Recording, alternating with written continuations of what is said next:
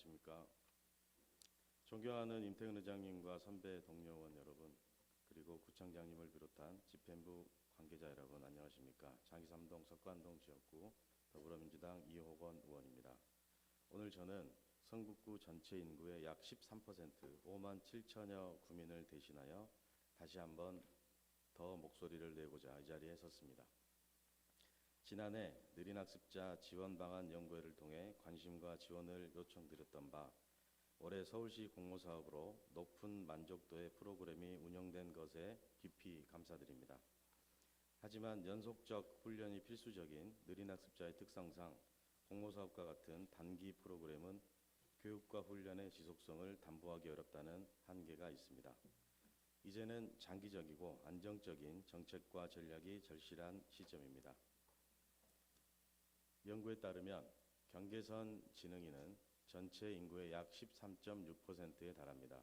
이 인구 비율은 노인 인구의 14%를 기준으로 고령화 사회에서 고령 사회로 전환되는 사회적 지표가 될 만큼의 유의미한 비율입니다. 14%에 이르는 노인 인구 확대에 따라 관련 부처와 대응 정책, 지원 시설이 마련되어 온 것과 달리 경계선 지능인을 위한 제도는 전무한 실정입니다. 지금도 당사자 가족들이 제도적 공백을 개인의 힘으로 감당하고 있습니다. 저는 구민의 대변자로서 현장에 간절한 목소리를 담아 세 가지 제안을 드리고자 합니다. 첫째, 지역 아동센터 아동 심리정서 지원 방안을 마련해 주십시오. 지역 아동센터 종사자들은 센터 이용 아동의 3분의 1이 경계선 지능, ADHD 등 정서행동의 어려움을 지니고 있다고 말합니다. 이러한 아동에 대한 지원 필요성은 매우 크지만 현장에서는 전문 인력과 제도적 뒷받침 부족으로 많은 어려움을 호소하고 있습니다. 강북구의 경우 서울시 청소년 정신건강지원시설인 푸른존을 활용하여 지역아동센터에 심리지원 프로그램을 제공하고 있습니다. 우리 구도 이처럼 연계 가능한 자원을 적극 활용하고 성북구가 양성한 느린학습자 전문 강사단을 파견해 순회 상담과 선별 검사를 실시한다면 아이들의 어려움을 조기에 발견하고 지원하는 데 큰 도움이 될 것입니다. 둘째, 기존 기관을 거점으로 삼아 허브 기능을 강화해 주십시오.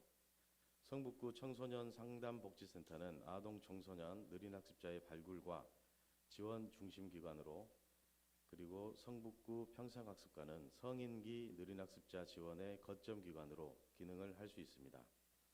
성인기 느린학습자는 아동 청소년기에 비해 더욱 사회로부터 방치되어 은둔과 고립의 형태로 매몰되고 있으며 이들의 문제는 장기적이고 복합적인 접근이 필요합니다.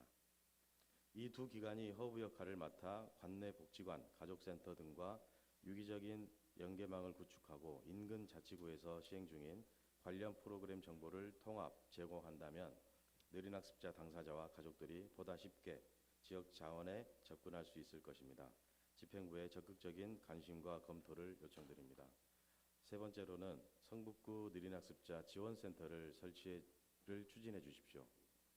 우리 구는 이미 선도적으로 센터 설치 근거를 조례에 담아 제정했음에도 불구하고 아직 구체적인 실행 논의조차 이루어지지 못하고 있습니다.